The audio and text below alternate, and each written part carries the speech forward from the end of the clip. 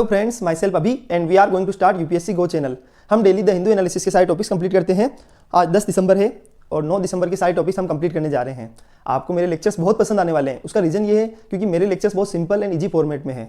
आप एक बार टॉपिक को पढ़िए, अगर आपको अच्छा लगता है तो आप चैनल को शेयर एंड सब्सक्राइब कीजिए। अगर आपको कोई कमी लगती है तो आप कमेंट कीजिए, हम उसे 100% इंप्रूव करेंगे। मेरे लेक्चर में सबसे खास बात यह है कि सारे नोट्स सिंपल, ईजी और हैंड रिटन नोट्स है। उनसे आपको बेनिफिट ये मिलेगा कि आपके जितने भी नोट्स आपको ये मिलेंगे वो आपको एक ही बार में मेमोराइज हो जाएंगे। तो पढ़िए, ये एकदम यूट्यूब पे न्यू टेक्निक है। प्लीज़ इस चैनल को देखिए, आपको बहुत अच्छा लगने वाला है।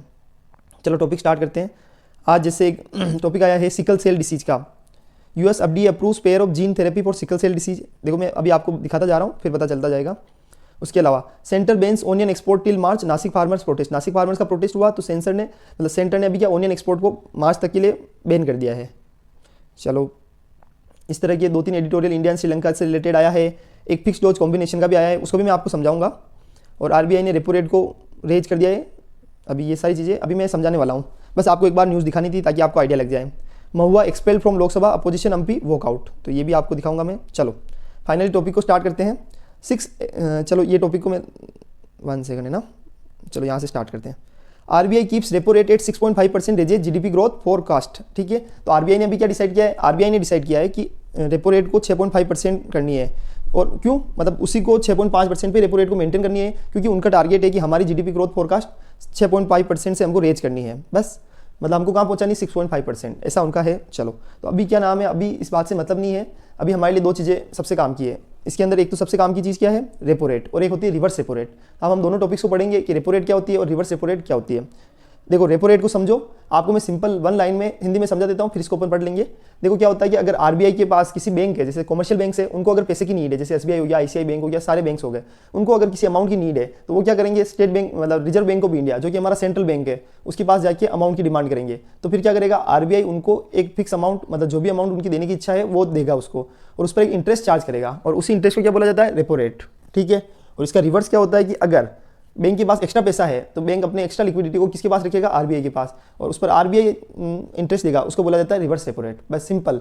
और रेपो रेट को मतलब उसकी फुल फॉर्म क्या है? तो रीपर्चेज ऑप्शन। अभी मैं आपको समझाता हूँ। अभी देखो, repo rate can be defined as an amount of interest that is charge by Reserve Bank of India, जो कि RBI के द्वारा चार्ज किया जाता है while lending funds to the commercial banks. मैंने अभी आपको समझाया था कि कमर्शियल बैंक्स को जो उधार देंगे उस पर किसको कितना जो इंटरेस्ट चार्ज होगा RBI के द्वारा, उसको बोला जाएगा repo rate. Repo technically stands for repurchasing option और रीपर्चेजिंग एग्रीमेंट। चलो ये चीज़ भी देख ली। उसके बाद both the parties are required to sign an agreement. उनको दोनों पार्टीज को साइन करने की जरूरत है एक agreement of repurchasing which will state the repurchasing of the. अब इस चीज़ को देखना ध्यान से, दोनों पार्टीज हैं उनको required to sign an agreement of repurchasing which will state the repurchasing of the security on a specific date at a pre determined price.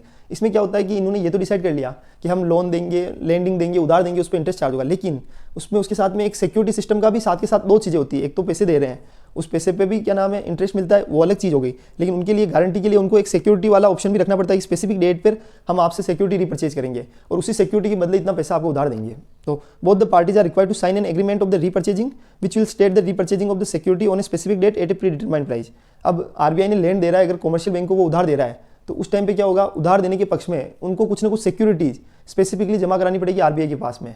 तो उस सिक्योरिटी के मतलब जो इसलिए बोला जाता है रीपर्चेजिंग ऑप्शन, कि जो उन सिक्योरिटी को होता है, गवर्नमेंट सिक्योरिटी जो होती है उनके पास, उसको RBI रीपर्चेज कर लेता है, उसके बदले लैंड मतलब वो दे देता है, उधार दे देता है, और उसके बदले इंटरेस्ट कहाँ से मिल रहा है? गवर्नमेंट सिक्योरिटी से। मैंने ये आपको बहुत गहराई से कॉन्सेप्ट समझाया है। सिंपल तो मैंने बता दिया था कि उधार दिया और उस पर इंटरेस्ट मिलता है, ये तो सिंपल फॉर्मेट में, लेकिन उसका एक दूसरा रूप भी है जो मैं आपको समझाना चाह रहा हूँ। फिर से बता रहा हूँ, थोड़ा सा ध्यान से सुनना। क्या होता है कि देखो, गवर्नमेंट सिक्योरिटी किसके पास है?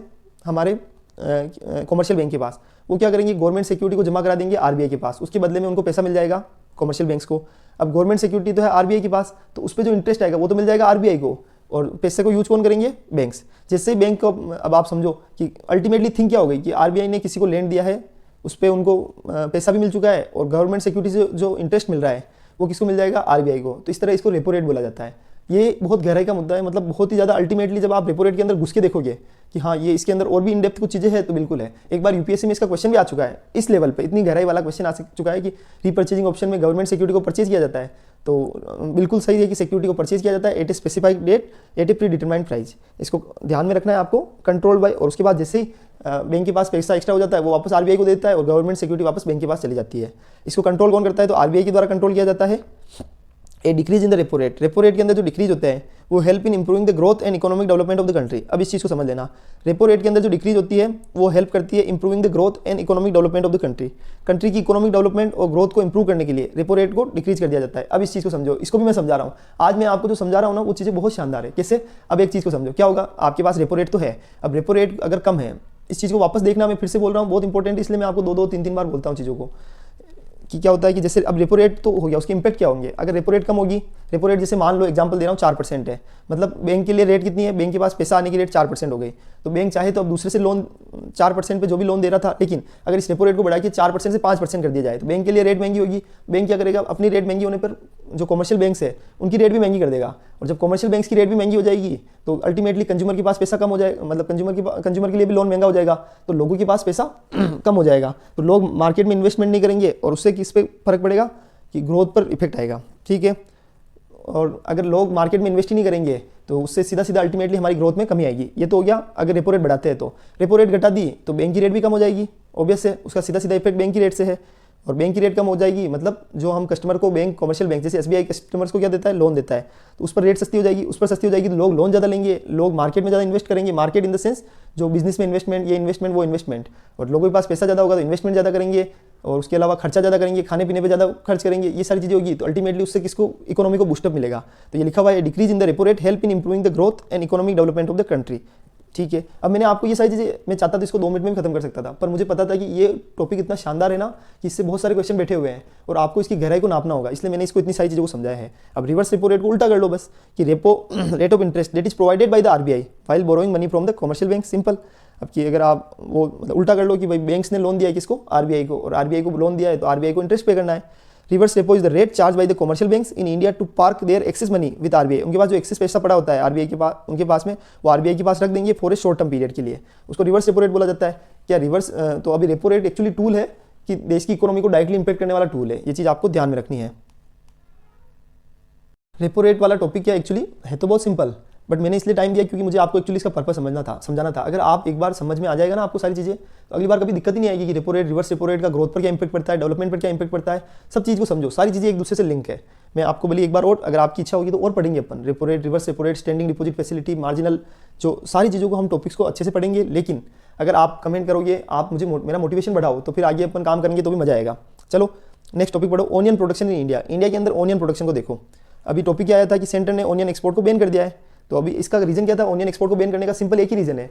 अभी क्या चल रहा है कि हमारी जो इकोनॉमी है, अभी हमारे देश में ओनियन की कमी हो रही है, हम एक्सपोर्ट करते जा रहे हैं। जब अल्टीमेटली हमारे देश में ओनियन की कमी हो जाएगी तो प्याज की रेट बहुत महंगी हो जाएगी और उसका सीधा सीधा इंपैक्ट इकोनॉमी पर पड़ेगा, क्योंकि प्याज हर जगह ही हो जाता है। इसलिए उन्होंने बोला है कि ओनियन प्रोडक्शन, मतलब ओनियन पर बैन कर दिया है। तो अभी हमारे लिए क्या काम की न्यूज़ है? हमारे लिए काम की न्यूज़ है ओनियन प्रोडक्शन इन इंडिया को समझना है।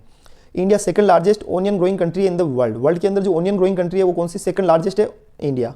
Indian onion are famous. Indian onion उनकी फेमस है किसके लिए? उनके तीखेपन के लिए, फॉर देयर मतलब पंजेंसी, यानी उनका जो तीखापन होता है उसके लिए फेमस है। याद रखना, क्योंकि हमारे ओनियन के अंदर एक अलग ही तीखापन होता है, तो उसमें स्वाद अलग होता है। और are available round the year, और पूरे साल अवेलेबल रहते हैं। बहुत सारे देश ऐसे होते हैं जहाँ ओनियन मीठे होते हैं पर उनका मज़ा नहीं आता। जो ओनियन हमारे इंडिया में है, आप कभी प्याज खाओगे उसमें थोड़ा बहुत तीखापन नहीं होगा तो आपको मज़ा नहीं आएगा वैसा। उसके बाद ओनियन प्रोड्यूसिंग स्टेट को समझो। ओनियन प्रोड्यूसिंग स्टेट कौन कौन से? एक तो महाराष्ट्र, एक कर्नाटका, एक मध्य प्रदेश, एक गुजरात, एक बिहार, एक आंध्र प्रदेश, एक राजस्थान, एक हरियाणा।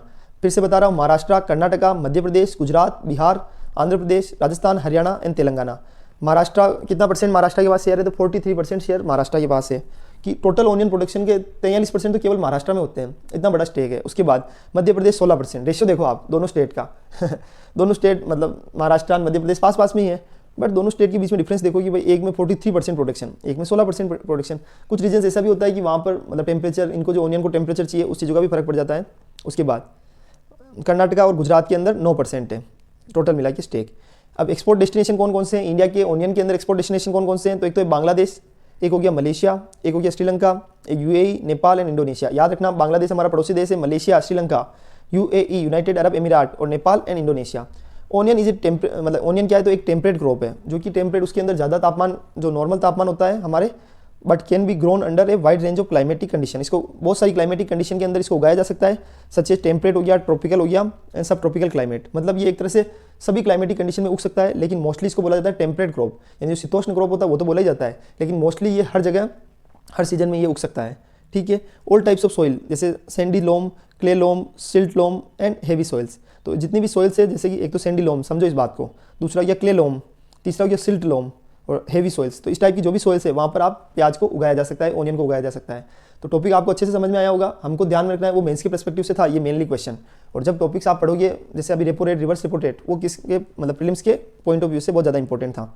अब एक टॉपिक और समझो, यूनाइटेड स्टेट्स का एक फूड एंड ड्रग एडमिनिस्ट्रेशन है, उन्होंने अप्रूव किया है pairs of gene therapy for sickle cell disease. अब पहले ये समझ लो सिकल सेल डिसीज होती क्या है। सिकल सेल डिसीज का मतलब होता है कि अगर किसी के बॉडी के अंदर, दो टॉपिक इसके अंदर इंपॉर्टेंट है, एक तो सिकल सेल डिसीज, एक होता है एफडीए, ये दोनों इंपॉर्टेंट है, दोनों को मैं पढ़ाऊंगा, ठीक है। सिकल सेल डिसीज का मतलब समझो, इसके अंदर क्या होता है कि जैसे हमारा ब्लड होता है, इसकी लैंग्वेज थोड़ी सी टिपिकल होगी, इसलिए मैं आपको हिंदी में पहले समझा देता हूँ कि जो हमारे ब्लड होता है उसके अंदर क्या होता है, जो हमारे ब्लड के अंदर जो रेड ब्लड सेल्स होते हैं, उन रेड ब्लड सेल की अगर जो आकृति है उसमें चेंज हो जाता है, वो हमेशा गोल शेप में होते हैं, बट अगर उनकी आकृति बोलते हैं उसको क्या बोलते हैं, उसका जो स्ट्रक्चर होता है उसके अंदर अगर चेंज हो जाता है तो हमको क्या हो जाता है, सिकल सेल डिसीज हो जाती है। जैसे ब्लड की कमी होना, ये जो भी प्रॉब्लम्स है वो सिकल सेल डिसीज से होती है। अब इसको समझो, एक group of disorder that causes red blood cell to become misshapen and break down, यानी जो रेड ब्लड सेल्स हमारी बॉडी के अंदर होते हैं वो या तो मिसहैपन यानी उनके अंदर थोड़ा सा उनके स्ट्रक्चर में चेंज हो जाता है और ब्रेक डाउन हो जाता है, तो उस डिसऑर्डर को क्या बोला जाता है, red blood cells. Cells die early, यानी जो सेल्स होते हैं वो अर्ली मर जाते हैं अगर living a short age of healthy red blood cells. अब अगर सिकल सेल डिसीज हो जाता है तो क्योंकि रेड ब्लड सेल्स की आकृति में तो चेंज हो गया है, तो धीरे धीरे वो सेल्स ऑटोमेटिकली डाई हो जाते हैं। क्योंकि आप सोचिए कोई भी, जैसे मैं एग्जांपल दे रहा हूँ, कोई जैसे इंसान भी है, प्लांट भी है, पौधा भी है या पशु है, वो किसी स्पेसिफिकली क्लाइमेटिक कंडीशन में रहता है, अगर उसकी स्ट्रक्चर में चेंज हो जाता है हर क्लाइमेट के लिए, अगर ऊपर हम देखें कि हिमालयन रीजन, तो वहाँ पर ऐसे जो बड़े बड़े बाल वाले जानवर ज़्यादा है क्योंकि वो ठंड से बचाते हैं, लेकिन उनकी बाल ही हट जाए तो उसकी डेथ हो जाएगी। वैसे रेड ब्लड सेल की अगर आकृति चेंज हो जाएगी तो उसकी डेथ होने लग जाएगी। तो फिर क्या होता है, sickle cell disease is a chronic single gene disorder causing a debilitating systematic syndrome characterize by chronic anaemia, acute painful episodes. अब देखो लैंग्वेज कितनी टफ है, organ infarction and chronic organ damage. अब इस चीज़ को समझना क्या होता है, इससे क्या होगा, एनीमिया यानी हमारे यहाँ खून की कमी हो जाती है, या फिर अक्यूट पेनफुल एपिसोड यानी बहुत ज़्यादा पेनफुल डिसीज हो सकती है, organ infarction and chronic organ damage. और एक चीज़ को और समझो कि हमारे ऑर्गन के अंदर जो डैमेज होते हैं उसके कारण भी, जैसे ऑर्गन के अंदर जो भी डैमेज हो रहा है और पेनफुल एपिसोड हो गया, क्रोनिक एनीमिया हो गया, तो इन सब चीज़ें कहाँ से होती है, सिकल सेल डिसीज से। याद रखना, पेन हो सकता है बॉडी के अंदर, उसके अलावा हमारी बॉडी के अंदर जो क्रोनिक एनीमिया होता है यानी जो बॉडी के अंदर डिसीज होती है वो भी हो सकती है। उसके बाद chronic anaemia leading to fatigue weakness. अब इस चीज़ को समझो, जो क्रोनिक एनीमिया होती है, जो हमारी बॉडी के अंदर जो खून की कमी होती है उसके कारण, 1 सेकंड है ना, उसके कारण हमारी जो बॉडी के अंदर वीकनेस आ जाती है, ऑब्वियस है आपके रेड ब्लड सेल की डेथ हो जाएगी, तो उससे क्या होगा, दिक्कत कहाँ आएगी, आपकी बॉडी के अंदर जो मतलब वीकनेस आने लग जाएगी, पेनफुल एपिसोड्स आने लग जाएंगे, और intense pain in the bones, और बोन जो हड्डियाँ होगी उनमें इंटेंस पेन होने लग जाएगा, बिल्कुल होगा। डिलेड ग्रोथ एंड पुबर्टी, और जो हमारी पुबर्टी बोलते हैं, जो मासिक प्रवाह बोला जाता है महिलाओं के अंदर होता है, उसके अंदर भी डिले हो जाएगा, ऑब्वियस है, होना ही है। उसका रीजन स्पेसिफिकली एक ही है, उसका एक ही रीजन है। रीजन क्या है, जो हमारा एनीमिया है वो एक बहुत भारी, मतलब जो हमारे ब्लड के अंदर जो कमी है वो अपने आप में बहुत बड़ा इश्यू है।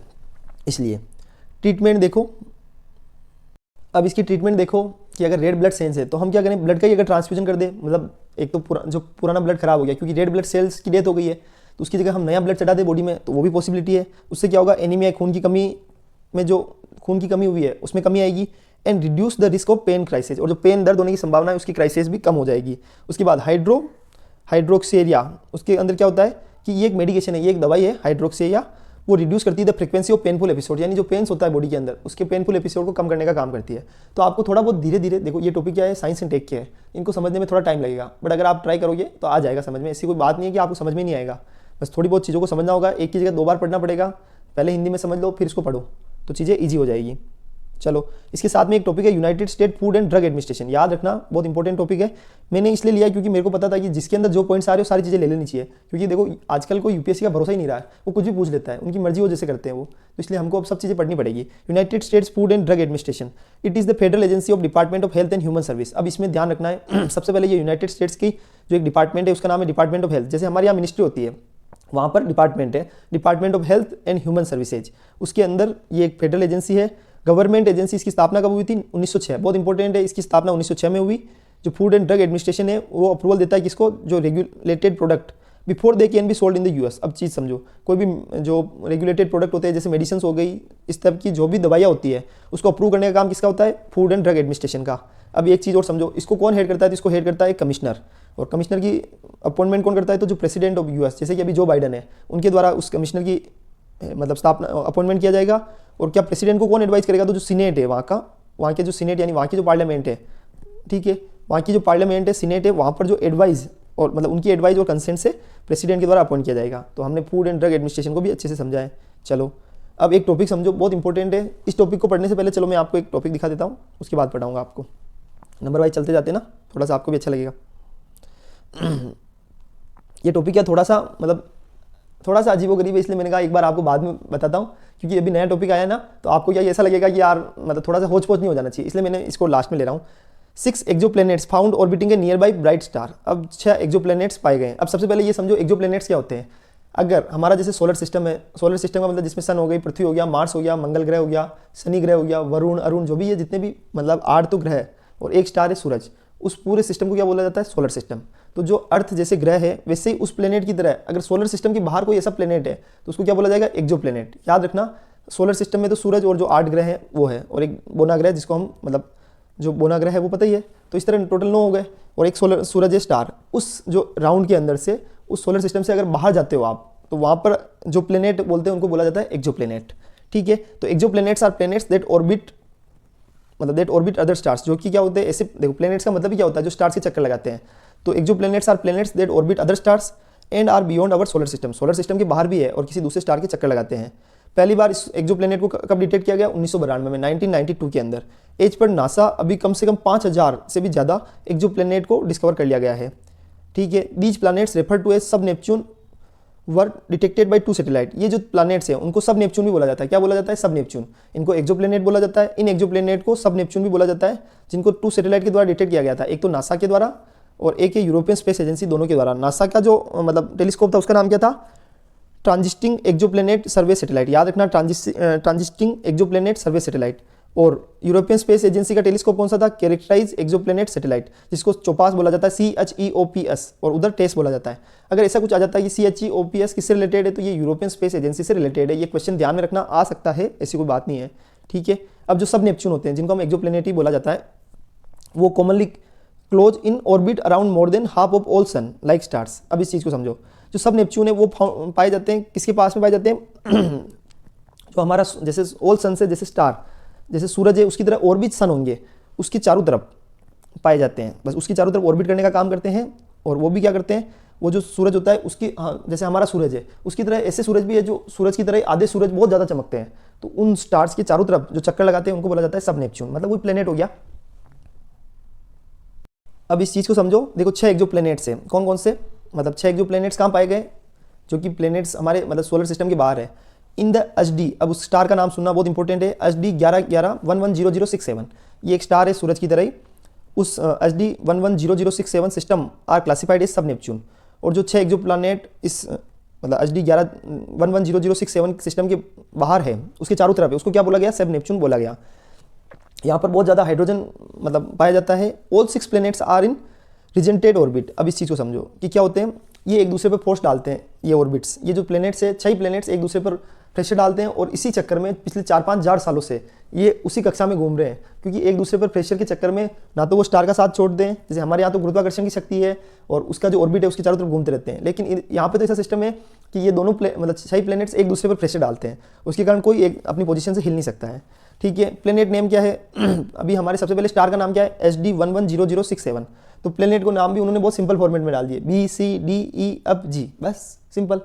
जैसे सूरज है, सूरज का नाम हमने सूरज का नाम सूर्य रखा है, वो एक स्टार है ऐसा हम बोलते हैं। ठीक है, तो जैसा स्टार है और उसके चारों तरफ हमने पृथ्वी को अर्थ मार्स ऐसे सब कुछ बोला है, वैसे ही प्लैनेट का नाम, स्टार का नाम तो HD 110067 और उसकी प्लैनेट BCDE अब G। इस तरह की 6 प्लैनेट को दूरियों के हिसाब से BCDE अब G कर दिया गया। ठीक है, अब इस चीज़ को देखो, HD 110067 ये क्या है, तो सबसे पहले ये एक स्टार है, ये तो मैंने बता ही दिया था। ये लोकेट क्या करता है, 100 light years away from the earth, earth से 100 लाइट ईयर्स तक इतना दूर है ये।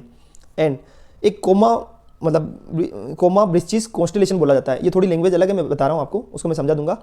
एल के शेप के अंदर होता है ये, एल के शेप में, ध्यान रखना, उसको बोला जाता है कोमा ब्रिचिस कॉन्स्टेलेशन। वहाँ पर ये लोकेट करता है HD 110067, और ये 100 लाइट ईयर्स दूर है पृथ्वी से, और ये एक स्टार है। और इसको एक ब्राइटेस्ट स्टार भी बोला जाता है, किसको, HD 110067 को। चलो ये देख लिया, बहुत इंपॉर्टेंट है, ध्यान रखना, इसका क्वेश्चन आया हुआ है। जैसे कोमा ब्रिचिस कॉन्स्टेलेशन का शेप कैसा होता है, एल टाइप का शेप होता है। चलो ध्यान में हो गया। ये टॉपिक पढ़ लिया हमने। आरबीआई वाला already repo rate, reverse repo rate पढ़ लिया था। ओनियन प्रोडक्शन को अच्छे से पढ़ लिया है। चलो नेक्स्ट टॉपिक पे आते हैं। फूड एंड ड्रग एडमिनिस्ट्रेशन को भी पढ़ लिया है। अब 2 एडिटोरियल आए हैं, सिंपल है, बस समझना है, सिर्फ जानकारी के लिए मैं आपको समझा देता हूँ। India's alarming fix dose combination problem. अब एक इंडिया में बहुत भारी प्रॉब्लम चल रही है, सिर्फ सुनते जाना, मैंने बहुत अच्छे से पढ़ा है। मेरे को मतलब इससे रिलेटेड डिमांड भी आई है कि आप एडिटोरियल के अंदर से भी एनालिसिस कीजिए। तो एडिटोरियल से अगर कुछ पॉइंट्स है, जैसे ऑथर की व्यू है, तो अपन उनको तो एनालिसिस नहीं कर सकते, लेकिन हाँ उसमें कोई स्पेसिफिकली बॉडी का नाम आया है तो उसका एनालिसिस हम स्टार्ट करेंगे, क्योंकि अच्छा पॉइंट है, हमारे यूजर्स ने सजेशन दिया है और उनका ये ओपिनियन भी है, तो बिल्कुल उस ओपिनियन को माना जाएगा कि अगर एडिटोरियल के अंदर कोई ऐसी बॉडी आई है, एडिटोरियल के अंदर कोई ऐसा पॉइंट आया है जिसको एनालिसिस करने की जरूरत है, तो हम उसको जरूर करेंगे। ठीक है, अभी आज तो स्टार्ट करते हैं, नेक्स्ट टाइम से हम इस चीज़ को भी कंटिन्यू कर देंगे कि एडिटोरियल के अंदर से भी कोई ऐसा बॉडी आई है तो उसको स्पेसिफिकली हम पढ़ेंगे ऐसा। चलो मेन पॉइंट्स क्या है, 2020 के अंदर 60.5% FDC of antibiotics were sold. तो अभी क्या होता है, जैसे कि फिक्स डोज कॉम्बिनेशन, सबसे पहले इस चीज़ को समझ लो, फिक्स डोज कॉम्बिनेशन होता क्या है। आप एक चीज़ समझिए, एक आदमी है, क्या होता है नॉर्मली इंसान के पास अगर उसको एक दिन में 10 दवाई दे दे तो वो परेशान हो जाता है कि यार 10 गोलियाँ खाऊं, 15 गोलियाँ खाऊं, कैसे क्या करूँ, तो वो उससे इतनी सारी मेडिसिन लेना उसके लिए पॉसिबल नहीं होता है। तो क्या किया जाता है, हमारे जो कुछ मैन्युफैक्चरर्स ऐसे हैं जो लाइसेंस जिन्होंने ले भी नहीं रखा है, पर वो क्या करते हैं, मतलब वो नहीं करते 2 नंबर में काम करते हैं। उनका काम क्या होता है कि जैसे कैंसर की 3 दवाई है तो उन तीनों का एक मिक्सअप बना देंगे और उसको बोला जाता है फिक्स डोज कॉम्बिनेशन। उन कॉम्बिनेशन, जैसे कॉम्बिनेशन ऑफ सिरप हो गया, कॉम्बिनेशन ऑफ मेडिसिन हो गया, जितनी भी मेडिसिन, जितनी भी मेडिकल चीज़ें, उनकी सबका अगर कॉम्बिनेशन कर दिया जाए, 2 चीज़ों का, 3 चीज़ों का, 4 चीज़ों का, 5 चीज़ों का, और उसके बाद वो आदमी उसको कंज्यूम कर लेगा, क्योंकि उसको याद नहीं रखना है, सिर्फ एक ही गोली लेनी है एक टाइम पे, तो उसको सारी चीज़ें सुबह ले ली, दिन में ले ली, शाम को ले ली, जब भी उसका टाइम पीरियड हो तो फिक्स डोज कॉम्बिनेशन ले लेंगे। लेकिन कितनी बार क्या होता है, मैन्युफैक्चरर को पता ही नहीं है कि फिक्स डोज में कॉम्बिनेशन कितना करना है। उसने क्या किया, तीनों कॉम्बिनेशन में कुछ का ज़्यादा कर दिया, कुछ का कम कर दिया, तो उसका अल्टीमेटली इफेक्ट किस पे आएगा, जो पर्सन पेशेंट उसको ले रहा है उसकी सेहत खराब हो सकती है, उसकी हेल्थ डिस्टर्ब हो सकती है, उसकी डेथ हो सकती है। लेकिन ये सारी चीज़ें अभी हमारी सोसाइटी के अंदर पॉसिबल नहीं हो पा रही है, क्योंकि सरकार के इनिशिएटिव भी थोड़े स्ट्रॉन्ग नहीं है, उनका लॉ के इंप्लीमेंटेशन स्ट्रॉन्ग नहीं है। उसके अलावा मैन्युफैक्चरर, लोगों को भी अवेयरनेस नहीं है कि हमको, लोगों को भी पता होना चाहिए कि हम फिक्स डोज कॉम्बिनेशन का सेवन ना करें। उसके अंदर बहुत सारी एंटीबायोटिक का यूज़ किया जाता है और अगर एंटीबायोटिक का ज़्यादा यूज होगा तो उसका नुकसान किसको होगा, अल्टीमेटली उस इंसान को होगा। चलो मैं आपको समझा देता हूँ। अभी सारी मैंने कुछ चीज़ें ऐसे समझा दी आपको, ताकि आपको एक तरह से आपका वो माइंड सेट बन जाएगा। 2020 के अंदर 60.5% FDC of antibiotics were sold. अब सोचो, फिक्स डोज कॉम्बिनेशन के अंदर एंटीबायोटिक का भी यूज किया जाता है, तो उस टोटल 60%, यानी जो टोटल मेडिसिन है ना, उसका 60% एफडीसी यूज की गई है। अब आप सोचिए अगर फिक्स डोज कॉम्बिनेशन का यूज किया जाएगा तो उस आदमी को, और एंटीबायोटिक्स है उसके अंदर, तो फिर क्या होगा, प्रॉब्लम आ जाएगी किसकी, एंटी माइक्रोबियल रेसिस्टेंस। अब आपको मैंने अभी थोड़े दिन पहले पढ़ाया था एंटी माइक्रोबियल रेसिस्टेंस क्या होता है। तो उसका मतलब ये होता है कि अगर कोई भी व्यक्ति हद से ज़्यादा एंटीबायोटिक का सेवन करता है तो उसके शरीर के अंदर क्या होगा, धीरे धीरे, शुरुआत में तो सही चलेगा, लेकिन एंटीबायोटिक के ज़्यादा सेवन से उसकी बॉडी के अंदर धीरे धीरे चीज़ें कैसे हो जाएगी, डाउन होती जाएगी। इस चीज़ को याद रखना कि पहले तो एंटीबायोटिक का यूज बहुत ज़्यादा कर लिया, अब उसके बाद क्या होगा कि उसकी जो मतलब कैपेसिटी होती है, किसको, जो हम बोलते हैं उसकी प्रतिरोधक क्षमता वो कम हो जाएगी। एंटीबायोटिक यूज करने का सबसे बड़ा नुकसान क्या होता है, वो क्या करता है कि जो हमारे सेल्स होते हैं, जो नेगेटिव सेल्स होते हैं उनको खत्म करता है, लेकिन आप ज़्यादा कंज्यूम करोगे तो धीरे धीरे पॉजिटिव सेल्स को भी खत्म कर देगा। तो हमको टेस्ट आना बंद हो जाएगा, हमारी बॉडी पर नेगेटिव असर होना चालू हो जाएंगे, क्योंकि पॉजिटिव सेल्स खत्म हो जाएंगे। तो एंटी माइक्रोबियल रेसिस्टेंस की प्रॉब्लम भी स्टार्ट हो सकती है अगर हमने तुरंत इस पर कोई निर्णय नहीं लिया है। तो क्योंकि उसके अगर व्यक्ति बार बार एंटीबायोटिक का यूज करेगा तो धीरे धीरे उसके बाद अल्टीमेटली क्या होगा, उस एंटीबायोटिक का जो असर होगा वो कम हो जाएगा, खत्म हो जाएगा। और जब वास्तव में एक्चुअल में पेशेंट को जरूरत होगी एंटीबायोटिक लेने की, तो एंटीबायोटिक का असर ही उस पर नहीं होगा। तो इसको बोला जाता है एंटी माइक्रोबियल रेसिस्टेंस। अब डीसी, अब कॉम्बिनेशन ऑफ डोज, ये मैंने आपको बता दिया कि सिरप का कॉम्बिनेशन कर लिया, कॉम्बिनेशन ऑफ 2 और मोर मेडिसिन का कॉम्बिनेशन कर दिया। अब आजकल मिस यूज ऑफ एंटीबायोटिक्स की जरूरत ही नहीं होती फिक्स डोज कॉम्बिनेशन में, फिर भी उसको मिला दिया जाता है, क्योंकि एक्चुअली उन मैन्युफैक्चरर को भी पता नहीं होता है क्या सही है क्या गलत है, बस वो तो मिला देते हैं और उनकी एक कॉम्बिनेशन बना देते हैं, और लोगों को भी अवेयरनेस नहीं है। अब उसके बाद एक ड्रग्स प्राइस कंट्रोलर ऑर्डर आया था। उसका उद्देश्य क्या था कि इस टाइप की जो मेडिसिन है उनको रोकना है, उससे रिलेटेड लॉ लेकर आए थे। लेकिन जैसे क्या होता है कि और जो मेडिसिन की प्राइस होती है उसको कंट्रोल करना था, लेकिन वो भी प्रॉपर्ली इंप्लीमेंट नहीं किया गया। तो ये अपने आप में इश्यू है। 1982 के अंदर पार्लियामेंट ने सेंट्रल गवर्नमेंट को एम्पावर किया कि आप रेगुलेट करो मैन्युफैक्चरिंग को, फिक्स डोज कॉम्बिनेशन की जो मैन्युफैक्चरिंग है उसको रेगुलेट करो। पर हमारी पार्लियामेंट का, सेंट्रल गवर्नमेंट का इंप्लीमेंटेशन प्रॉपर नहीं था, उसके कारण अभी भी 60% फिक्स डोज कॉम्बिनेशन का यूज किया जा रहा है। आप सोचिए, अपने आप में ये बहुत बड़ा इशू है, क्योंकि इस पर गवर्नमेंट एक्शन ले ही नहीं रही है। Drugs controller general of India will approve FDC और कैन बैन इट। अब उसके बाद एक नई बॉडी का जन्म हुआ जिसका नाम है drugs controller general of India, DGCI बोलते हैं। उस बॉडी ने क्या किया, उस बॉडी क्या करेगी, अप्रूव करेगी फिक्स डोज कॉम्बिनेशन को और कैन बैन इट। उनकी जरूरत होगी तो वो क्या कर सकते हैं, फिक्स डोज कॉम्बिनेशन को अप्रूव भी कर सकते हैं और इसको बैन भी कर सकते हैं। याद रखना बहुत इंपॉर्टेंट है, फिक्स डोज कॉम्बिनेशन को अप्रूव करने का काम किसका है, drugs controller general of India का, और उसको बैन करने का काम भी किसका है, drugs controller general of India का। चलो, excess use of FDC is wrong. जो एफडीसी का जो एक्सेस यूज है वो रॉन्ग है। अब कैसे, मैं इसको समझा देता हूँ आपको। जो फिक्स डोज कॉम्बिनेशन होता है उसके अंदर अगर कोई एक्स्ट्रा डोज डाल दी गई है, अब इस चीज़ को समझना, क्योंकि क्या होता है कि अगर FDC को आप ज़्यादा यूज़ कर रहे हो, उसके अंदर कुछ भी कॉम्बिनेशन के अंदर कोई भी मेडिसिन का गलत ज़्यादा डाल दी गई है उसकी डोज, उससे क्या होगा, अल्टीमेटली इफेक्ट किस पे आ जाएगा, पेशेंट पे आएगा। तो ये चीज़ भी बहुत ध्यान में रखनी है। कुल मिला के ऑथर कहता है कि ये एक तरह से क्राइम है, क्योंकि फिक्स डोज कॉम्बिनेशन को रेगुलेट तो सरकार नहीं कर रही है, लेकिन जो मैन्युफैक्चरर है क्या उसको पेशेंट की परवाह नहीं है, तो वो अल्टीमेटली एक क्राइम कर रहा है, और गवर्नमेंट को भी उसे एक क्राइम की तरह ट्रीट करके उन पर कार्रवाई करनी चाहिए, तभी जाके हम फिक्स डोज कॉम्बिनेशन पर कंट्रोल कर पाएंगे। नहीं तो एक हम ऐसे जो बीमार समाज की ओर बढ़ जाएंगे। बीमार समाज का मतलब होता है कि जिसके अंदर लोगों के अंदर बीमारियां ज़्यादा है और उनके ऊपर एंटीबायोटिक्स का असर नहीं हो रहा है, तो क्या करेंगे। अगर अभी कोविड था, आपको पता है कोविड के अंदर बहुत लोगों ने पैरासीटामोल ऐसी एंटीबायोटिक्स की बहुत सारी दवाइयों का यूज़ किया था, तो उससे लोगों पर असर हुआ, लेकिन आप ऑलरेडी कंटिन्यूसली एंटीबायोटिक का यूज़ कर रहे हो, तो आपको एंटीमाइक्रोबियल रेसिस्टेंस हो जाएगा। फिर ऐसी कोविड टाइप की अगर बड़ी बीमारी आ गई तो हमारा देश उससे कैसे लड़ेगा। तो ये अपने आप में बहुत बड़ा इश्यू है। तो ऑथर बोलता है ये एक तरह से क्राइम है। चलो ये टॉपिक समझ में आ गया, बहुत शानदार टॉपिक था। उसके बाद बीच the deficit between India and Sri Lanka, जो इंडिया और श्रीलंका है उनके बीच में एक डेफिसिट आ गया है। अब उसके बीच में जो गैप्स है उसको पूरा करना है। अब आप बोलेंगे कि क्या यहाँ पे क्या फाइनेंशियल डेफिसिट है, नहीं, हमारे इतना टाइम हो गया इंडिया और श्रीलंका की रिलेशनशिप को, लेकिन अभी भी हम उस रिलेशनशिप तक, स्ट्रॉन्ग रिलेशनशिप तक नहीं पहुंचे हैं। बहुत सिंपल एडिटोरियल है, बहुत छोटा सा है, सिर्फ कुछ चीज़ें ही जाननी है, बाकी कुछ काम की नहीं है एक्चुअली, ठीक है। तो रिलेशनशिप स्ट्रॉन्ग नहीं है, ये तो हमको पता चल चुका है, क्योंकि देखो कभी कभी श्रीलंका प्रो चाइना का काम भी करता है, वो चाइना के पक्ष में भी डिसीजन लेता है। तो उस केस में क्या होता है कि इंडिया की हेल्प तो ले लेता है। पिछली बार तो ऐसा हो गया था, पिछले साल तो श्रीलंका बहुत बड़े फाइनेंशियल क्राइसिस से गुजर रहा था, लेकिन इंडिया ही था ऐसी कंट्री वर्ल्ड के अंदर जिसने श्रीलंका को पूरी तरीके से सपोर्ट किया, और चाइना का जो अग्रेसिव वॉर है और चाइना का जो डेट ट्रेप पॉलिसी है उससे एक तरह से बाहर निकाला था, लेकिन फिर भी श्रीलंका को समझ नहीं है। तो वैसा तो अभी तक हमारी रिलेशनशिप उनके साथ स्ट्रॉन्ग हुई नहीं है। हम क्या करते हैं, सिर्फ एग्रीमेंट करते हैं, लेकिन इंप्लीमेंटेशन बैड है, ऐसा ऑथर बोलता है। ऑथर और कहता है कि हमें जरूरत है कि हम उनके साथ लैंड कनेक्टिविटी करें। कैसे, मैं आपको समझाता हूँ। हमारे जो एक ब्रिज है उसको कंस्ट्रक्ट करना है, कहाँ पर, रामेश्वरम, तमिलनाडु के अंदर रामेश्वरम है, टू तलाई नालम, श्रीलंका की तलाई नालम नाम की एक प्लेस है। श्रीलंका का जो नॉर्थन मतलब पोर्शन है और हमारे जो इंडिया का साउथर्न पोर्शन है, उससे हम चाहे तो एक ब्रिज बना सकते हैं, पुल बना सकते हैं, और उस ब्रिज को कंस्ट्रक्ट करके हम लैंड कनेक्टिविटी कर सकते हैं। क्योंकि अभी हम श्रीलंका से कैसे जुड़े हैं, एरोप्लेन यानी एयरवेज से जुड़े हुए हैं। तो उसके कारण क्या सबसे बड़ी दिक्कत आती है कि हम इतने सारी जो सामग्री का ट्रांसपोर्टेशन, पावर का ट्रांसपोर्टेशन, ये सब चीज़ें नहीं कर पाते हैं। अगर इंडिया चाहे और श्रीलंका दोनों ही चाहे तो वो क्या कर सकते हैं, एक ब्रिज बना सकते हैं। इस पर बहुत बार डिस्कशन हो चुका है, बट श्रीलंका हर बार इस बात को बंद कर देता है। अभी हमारे नितिन जी गडकरी थे, उन्होंने बोला था पार्लियामेंट में कि एशियन डेवलपमेंट बैंक रेडी था to give 24,000 crore for making this bridge, यानी एशियन डेवलपमेंट 24,000 करोड़ देता है इस ब्रिज को बनाने के लिए।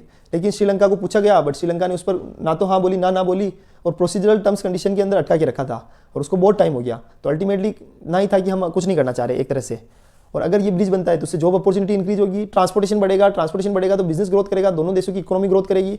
पर ये सब चीज़ें तभी पॉसिबल है जब श्रीलंका भी उस चीज़ के लिए रेडी हो। और इलेक्ट्रॉनिक सेक्टर है ऑल्सो इशू। देखो हमारे पावर सेक्टर, बांग्लादेश के साथ हमारा पावर सेक्टर के अंदर मेमोरेंडम ऑफ मतलब जो अंडरस्टैंडिंग है, MOU बनता है, वो बन भी चुका है, और हमने ऑलरेडी पावर को इधर उधर ट्रांसफर करना भी स्टार्ट कर दिया है। लेकिन अभी तक श्रीलंका के अंदर हमारा जो बात चल रही थी मेमोरेंडम ऑफ अंडरस्टैंडिंग की, वो अभी तक कंप्लीट हुई नहीं है, लेकिन बांग्लादेश के साथ में हो गई है, वो भी कम टाइम में। तो आप सोचिए कि श्रीलंका और भारत को मिलकर एक पॉइंट पर आना होगा, उनको एक मिडिल पाथ बनाना होगा, जिससे क्या होगा, प्रॉपर उन दोनों देशों की रिलेशनशिप बढ़ेगी। उसके बाद India can be good supporter of Sri Lanka, India good supporter बन सकता है कि पिछले साल फाइनेंशियल क्राइसिस से किस देश ने निकाला था श्रीलंका को, तो इंडिया ही ऐसी कंट्री था जिसने श्रीलंका को फाइनेंशियल क्राइसिस से निकाला था। बाकी चाइना की डेट ट्रेप पॉलिसी में वो फंस गया था, और हम्बन टोटा पोर्ट को उसने 99 ईयर्स के लिए लीज पे भी दे दिया है। तो ये अपने आप में इशू है। Tourism in down in Sri Lanka, हमारे श्रीलंका के अंदर सबसे ज़्यादा कमाई का सोर्स क्या है, टूरिज्म, लेकिन अभी उसके अंदर टूरिज्म भी उनका सस्ता चल रहा है। एक्चुअली क्या है, उनकी हरकतों के चक्कर में हमारे सबसे ज़्यादा टूरिज्म कहाँ से आते हैं, इंडिया से। लेकिन श्रीलंका ने अपनी हरकतें अभी तक छोड़ी नहीं है, उनको वो प्रो चाइना वर्किंग करेंगे तो काम नहीं चलेगा। उनको क्या होगा, या तो मिडिल पाथ पर रहना होगा, या फिर वन साइड चूज करो तो इंडिया की साइड रहेंगे तो उनको ज़्यादा फायदा है। बाकी चाइना डेट ट्रेप पॉलिसी में फंसा के उनके सारे मतलब जो भी पोर्ट्स है सबको एक तरह से लीज पे लेके परेशान कर देगा। तो इस तरह उनको एक बैलेंस पाथ पे चलना होगा, और टूरिज्म को बढ़ावा देना होगा ताकि श्रीलंका की इकोनॉमिक ग्रोथ करें। ठीक है, एक केस और आया है जो मैंने कल भी पढ़ाया था, उससे पहले बहुत बार पढ़ा चुके हैं। Mahua Moitra expelled from Lok Sabha, opposition MP walkout. अब चीज़ को समझो, एक महुआ मोइत्रा नाम की एक पार्लियामेंट की सांसद है, उसको लोकसभा से बाहर निकाल दिया है। रीजन क्या है, उसने क्या किया कि एक हीरानंदानी नाम से एक बिजनेस डीलर था, उसको पार्लियामेंट की लॉगिन ID पासवर्ड शेयर किया है। आप सोचिए, इतनी बड़ी बात। दूसरी बात, उनके कहने पर, उस हीरानंदानी के कहने पर स्पेसिफिक क्वेश्चन पूछे गए हैं, किसके द्वारा, जो सांसद पार्लियामेंट के जो सांसद है ये महुआ मोइत्रा के द्वारा, उनको स्पेसिफिकली बेनिफिट पहुंचाने के लिए। तो मतलब पार्लियामेंट की जो क्वेश्चनिंग प्रोसीजर है और पार्लियामेंट की जो सिक्योरिटी है, उसके साथ में इन्होंने खिलवाड़ किया है। और उसका खिलवाड़ क्यों किया है, एक बिजनेस प्रॉफिट को कमाने के लिए, उसके बदले इनको कुछ पैसा मिला होगा। तो अल्टीमेटली महुआ जो मोइत्रा है उसको एक्सपेल कर दिया गया है लोकसभा से। तो इस तरह इन्होंने बहुत गलत मतलब इस तरह का जो गलत व्यवहार है वो सही नहीं है, और वो चीज़ें एक्सेप्टेबल भी नहीं है। ठीक है, अब इसके लिए इंपॉर्टेंट क्या चीज़ है, ये तो टॉपिक पढ़ लिया। बट मैंने कहा कि अब ये क्या लास्ट टॉपिक है, अब इसके बाद में आएगा नहीं, एक्चुअली सही बोलूँ तो ये लास्ट उसको एक्सपेल कर दिया है, अब एक आध बार यह टॉपिक आना चाहिए, उसके बाद बंद हो जाएगा। तो मैंने कहा आपको समझा देता हूँ एथिक्स कमेटी को। एथिक्स कमेटी पार्लियामेंट के अंदर एथिक्स कमेटी की स्थापना कब हुई? तो formation of ethics committee can be traced from presiding officer conference held in New Delhi in October 1996। October 1996 की बात है, उसके अंदर न्यू दिल्ली के अंदर एक कॉन्फ्रेंस हेल्ड हुई थी। तो प्रेसिडिंग ऑफिसर्स की जो कॉन्फ्रेंस हेल्ड हुई थी न्यू दिल्ली के अंदर अक्टूबर 1996 के अंदर, उससे हम एथिक्स कमेटी की फॉर्मेशन को ट्रेस कर सकते हैं। अब इस चीज़ को ध्यान में रखना आपको कि एथिक्स कमेटी की फॉर्मेशन को ट्रेस कर सकते हैं फ्रॉम प्रेसिडिंग ऑफिसर की कॉन्फ्रेंस से, और कब? 1996 की बात है। Each house has its own ethics committee, हर दोनों हाउस की एथिक्स कमेटी है। अब लोकसभा की और राज्यसभा की। लोकसभा की समझो पहली बार इसकी स्थापना कब हुई? लोकसभा की एथिक्स कमेटी की 2000 के अंदर। इसके अंदर कितने मेंबर्स है? तो नोट मतलब मैक्सिमम मेंबर्स कितने? 15 मेंबर्स हो सकते हैं। उनको नॉमिनेट कौन करता है? स्पीकर। ठीक है, इसके अंदर टर्म कितनी है? तो 1 साल टर्म होती है, उससे कम भी हो सकती है लेकिन उससे ज़्यादा नहीं हो सकती। और राज्यसभा के अंदर एथिक्स कमेटी की स्थापना कब हुई? तो 1997 में। लोकसभा में कब हुई थी? 2000 के अंदर। राज्यसभा मेंबर्स कितने हैं? 10 मेंबर्स, जिसको नॉमिनेट कौन करेगा? राज्यसभा का चेयरमैन।